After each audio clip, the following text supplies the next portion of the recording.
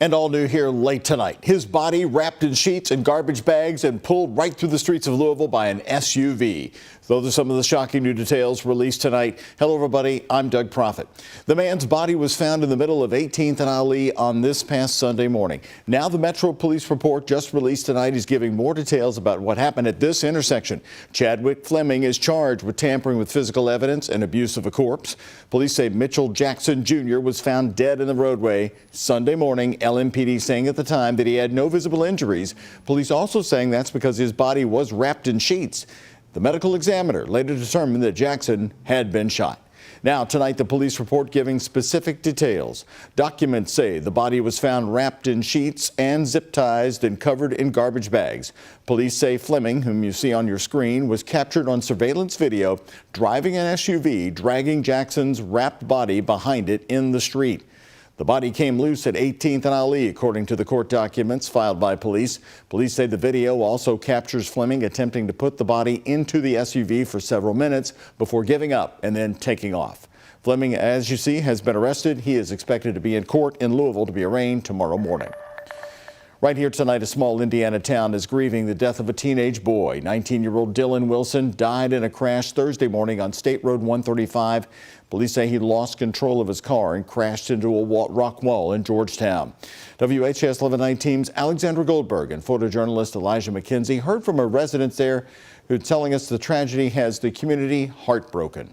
I know exactly where that curve is, because I experienced almost having an accident on that curve myself 37 years ago when my son was a baby. When Georgetown, Indiana resident Carolyn Rhodes heard about the fatal accident that killed 19-year-old Dylan Wilson, she could nearly picture the terror. It kind of brought back a memory for me from that time. Wilson of Georgetown died in a car accident on Thursday morning in Harrison County. Rhodes, who we met at a farmer's market in Georgetown, says the tragedy has shaken up the small community. It's sad for the whole community to lose a young person with, you know, and it not only breaks the family, this is a tight-knit community, so everybody's hurting. Indiana State Police say he was driving northbound on State Road 135 as he lost control of his car while maneuvering a curve in the road.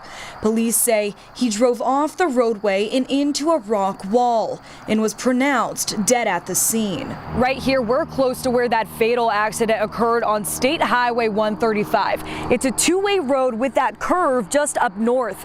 And one resident said this road has been dangerous for a while now. I just thank God that God saved me that day around that curve so I could raise my son.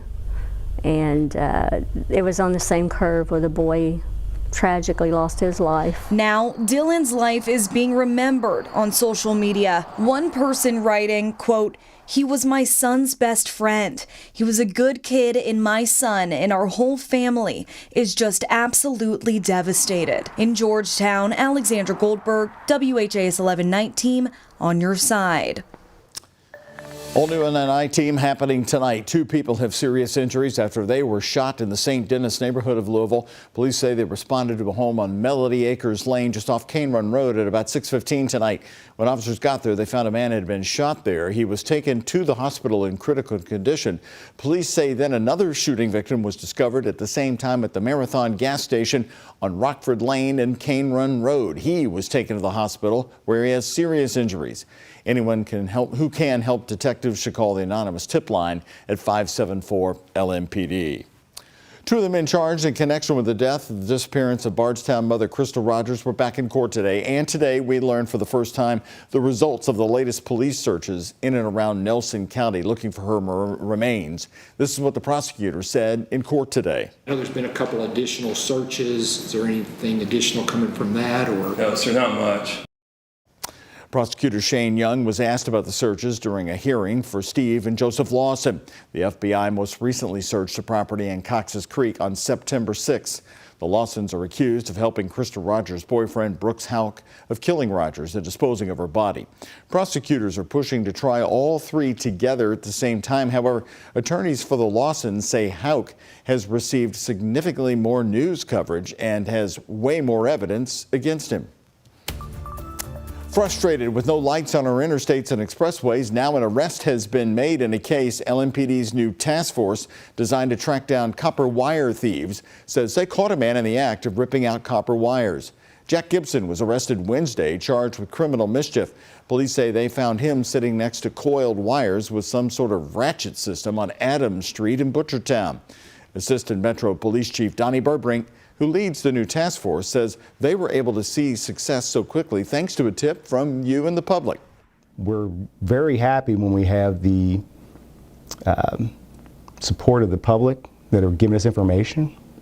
And we have seen an uptick in people giving us that since we did the press conferences earlier this week.